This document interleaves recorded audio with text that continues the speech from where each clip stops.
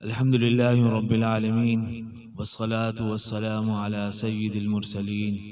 محمد وعلى آله وأصحابه أجمعين اما بعد۔ یہ میرے لیے انتہائی اعزاز اور شرف کی بات ہے کہ میں اس مبارک مجلس میں حاضر ہوں۔ ختم قرآن، تکمیل قرآن کی یہ مبارک مجلس، اس میں شرکت ہر مومن کے لیے باعث سعادت ہے، اور میں بھی اپنے لیے اس کو انتہائی شرف اور اعزاز کی بات سمجھتا ہوں۔ مولانا محمد سلیم صاحب محتمم مدرسہ ہادہ یہ میرے پاس تشریف لائے اور مجھے انہوں نے یہاں آنے کی دعوت دی۔ میں اپنے آپ کو اس کا اہل نہیں سمجھتا، اس لیے کہ ماشاءاللہ حضرات اکابر علماء کرام یہاں موجود ہیں، ایسے علماء کرام بھی یہاں موجود ہیں کہ جو میرے اساتذہ کا درجہ رکھتے ہیں۔ ان حضرات کے سامنے لب کشائی کرنا میں اس کو ایک بڑی جسارت سمجھتا ہوں، لیکن مولانا محمد سلیم صاحب نے جب انتہائی اصرار کیا تو میں نے اس دعوت کو اس وجہ سے بھی قبول کر لیا کہ یہ برمی کالونی جو یہاں آباد ہے، یہ ہماری نظروں میں آباد ہوئی، اور اس سلسلے میں میرے والد محترم حضرت مولانا نور احمد صاحب رحمۃ اللہ علیہ، جو دارالعلوم کے بانیان میں شمار کیے جاتے ہیں اور دارالعلوم کے ناظم اول بھی رہے، دارالعلوم کے روز اول سے لے کر عرصہ دراز تک وہ دارالعلوم کے ناظم اول کی حیثیت سے انتہائی اہم اور بنیادی خدمات انجام دیتے رہے۔ میرے والد محترم بتاتے تھے کہ اس برمی کالونی کا آغاز کیسے ہوا۔ ان سے بھی ہم نے یہ واقعہ سنا اور خود دیکھا بھی۔ میری اگرچہ عمر اس وقت کم تھی اور میں اس وقت چھوٹا بچہ تھا، لیکن الحمدللہ اتنی عمر تھی کہ اس دور کی باتیں ابھی تک ذہن میں نقش ہیں۔ والد صاحب فرماتے تھے کہ جب برما میں مسلمانوں کے اوپر ظلم و ستم کی انتہا ہو گئی اور مسلمانوں نے وہاں سے ہجرت کرنا شروع کی، مجبور ہو گئے، حالات ایسے بنا دیے گئے کہ مسلمان اپنا وطن چھوڑنے پر مجبور ہوئے اور وہ ہجرت کر کے بے سر و سامانی کے عالم میں پاکستان آئے۔ تو انہی قافلوں میں ایک چھوٹا سا قافلہ کچھ علماء پر مشتمل تھا جو والد صاحب کے جاننے والے بھی تھے۔ والد صاحب نے ان کو وقتی طور پر، عارضی ٹھکانے کے طور پر دارالعلوم میں اجازت حضرت مفتی شفیع صاحب رحمۃ اللہ علیہ سے دلوائی کہ ان حضرات کو، یہ مہاجرین ہیں اور قسم پرسی کے عالم میں، ان کو یہاں کچھ عرصے رہنے کی اجازت دے دی جائے۔ تو دارالعلوم کے مشرقی جانب جو میدان خالی تھا، وہاں ان حضرات نے چند جھگیاں ڈال کر اپنا عارضی پڑاؤ کر لیا۔ پھر مہاجرین کی آمد کا سلسلہ تھما نہیں، بڑھتا ہی چلا گیا، اور یہ اندازہ ہوا کہ جو ہے چھوٹی سی جگہ ان حضرات کے لیے ناکافی ہوگی۔ تو یہ میدان، یہ کیریا کے بعد یہ جو میدان جس پہ آج یہ برمی کالونی واقع ہے، یہ ایک وسیع و عریض خالی میدان تھا۔ والد صاحب نے اس میدان کے لیے کوششیں شروع کی، اور اس زمانے کے جو ارباب حل و عقد تھے، ارباب حکومت تھے، ان سے بات چیت کی، ان سے مذاکرات کیے، اور ان حضرات کی قسم و پرسی کا تذکرہ کیا، اور الحمدللہ اس بات کی منظوری حاصل کی کہ یہ حضرات جو ہیں یہاں پر اپنا پڑاؤ قائم کر لیں۔ تو جو حضرات دارالعلوم میں تھے وہ بھی اس جگہ منتقل ہو گئے، اور جو مہاجرین مسلسل آ رہے تھے برما سے ہجرت کر کے، ان کو بھی یہاں موقع مل گیا کہ وہ یہاں پر جو ہے اپنے گھر قائم کریں۔ شروع میں مجھے یاد ہے کہ یہ لکڑی کی پتلی پرتیں ہوتی تھیں، ان سے جو یہاں پر رہنے والوں نے اپنی جھگیاں قائم کی۔ کچی جھگیاں جو بارش سے بھی پوری طرح حفاظت فراہم نہیں کر سکتی تھیں، اور جو ہے لیکن رفتہ رفتہ اللہ تعالیٰ نے جو ہے برکت دی اور ترقی دی، اور وہ کچی پکی جھگیاں جو ہیں وہ پختہ عمارتوں میں تبدیل ہوتی چلی گئی۔ تو الحمدللہ اس آبادی کے بسانے میں میرے والد محترم حضرت مولانا نور احمد صاحب رحمۃ اللہ علیہ کا بھی ایک عظیم کردار ہے، اور میں سمجھتا ہوں کہ یہ یقیناً ان کے لیے صدقہ جاریہ ہے۔ اس نسبت سے الحمدللہ مجھے بھی اس بستی سے بہت تعلق ہے اور بہت محبت ہے۔ والد محترم کے ایک خالہ زاد بھائی تھے حضرت مولانا محمد صاحب رحمۃ اللہ علیہ، وہ دارالعلوم دیوبند کے فاضل تھے۔ وہ بھی ان مہاجرین میں ہجرت کر کے یہاں تشریف لائے، اور انہوں نے بھی اسی بستی میں جو ہے اپنی قیام گاہ جو ہے تیار کی، اور یہاں وہ مقیم ہو گئے۔ اور ان کی کوششوں سے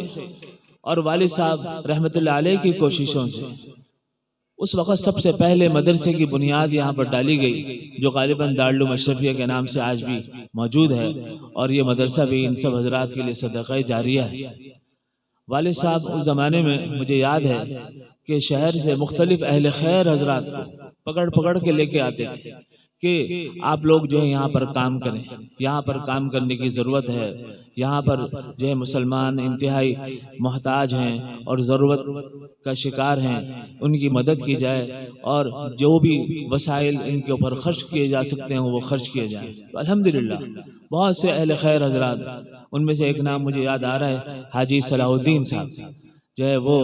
جو ہے ان کا وہ بڑے تاجر تھے اور اہل خیر کے کاموں میں بڑھ چڑھ کر حصہ لیتے تھے۔ تو وہ والد صاحب کے ساتھ بکثرت یہاں آیا کرتے تھے،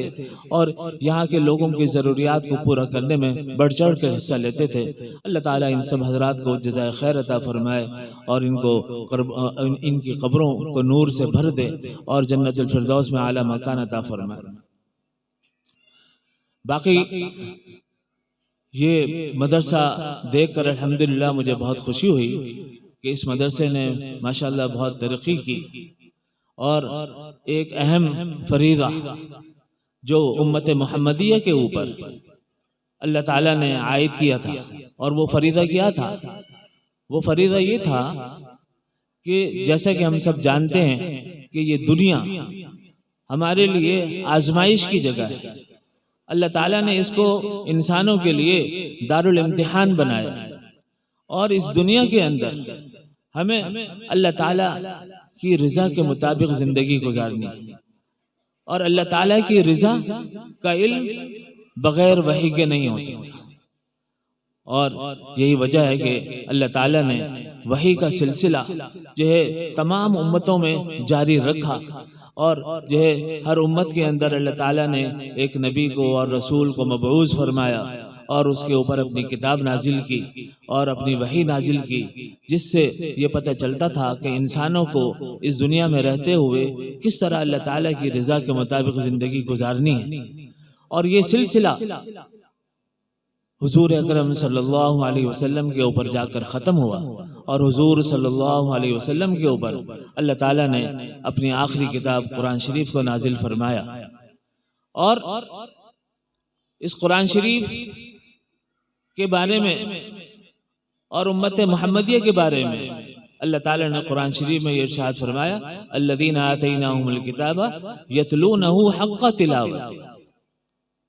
اولئک یؤمنون بہ، کہ جن لوگوں کو ہم نے یہ قرآن شریف عطا کیا ہے، یہ لوگ یتلونہ حق تلاوتہ، یہ قرآن شریف کی ایسی تلاوت کرتے ہیں جو اس کی تلاوت کا حق ہے۔ قرآن شریف کی تلاوت کا حق کیا ہے؟ حضرت مولانا اشرف علی تھانوی رحمۃ اللہ علیہ نے لکھا ہے کہ قرآن شریف کی تلاوت کا حق تین طریقوں، تین صورتوں میں پورا ہو سکتا ہے، اور وہ یہ ہے کہ پہلے تو قرآن شریف کو صحیح ادائیگی کے ساتھ، صحیح طریقے سے، تجوید کے ساتھ جو صحیح پڑھا جائے۔ الفاظ سے، یعنی اپنے منہ سے، اپنی زبان سے قرآن شریف کو اس کے قواعد اور ضوابط کے مطابق، علم تجوید کے مطابق، صحیح ادائیگی کے ساتھ، صحیح مخارج کے ساتھ اس کی تلاوت کی جائے، یہ سب سے پہلا درجہ ہے۔ اس کے بعد دوسرا درجہ یہ ہے کہ قرآن شریف کو جب صحیح پڑھنا آ جائے، صحیح ادائیگی کے ساتھ پڑھنا آ جائے، تو اس کے بعد قرآن شریف کو سمجھنے کی کوشش کی جائے اور قرآن شریف کو سمجھا جائے کہ اللہ تعالیٰ نے اس کتاب کے اندر کیا پیغام ہمارے لیے بھیجا ہوا ہے۔ اس کے بعد تیسرا مرحلہ یہ آتا ہے کہ قرآن شریف کو سمجھ کر جو ہم نے اس کا علم حاصل کیا، اس کے مطابق عمل بھی کیا جائے۔ دنیا کے ہمارے تمام اعمال، ہماری پوری زندگی وہ قرآن شریف کی تعلیمات کے سانچے میں ڈھل جائے۔ یہ وہ تین بنیادی کام ہیں کہ جو امت محمدیہ کے ذمے اللہ تعالیٰ نے کیے ہیں، اور ان تین کاموں کے بغیر ہم کامل مومن نہیں ہو سکتے۔ اس لیے کہ اللہ تعالیٰ نے اسی آیت میں یہ بات ارشاد فرمائی ہے، الذین آتیناہم الکتاب یتلونہ حق تلاوتہ اولئک یؤمنون بہ،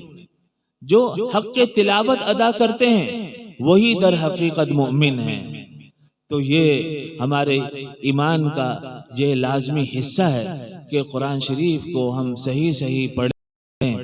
صحیح ادائیگی کے ساتھ، صحیح مخارج کے ساتھ پڑھیں، اور پھر اس کے بعد سمجھیں اور پھر اس کے اوپر عمل کریں۔ الحمدللہ اس مدرسے کے اندر جو پہلا مرحلہ ہے، جو پہلا حق ہے قرآن شریف کا صحیح تلاوت کا، وہ الحمدللہ بچوں کو سکھایا جا رہا ہے، بچوں کو پڑھایا جا رہا ہے۔ قرآن شریف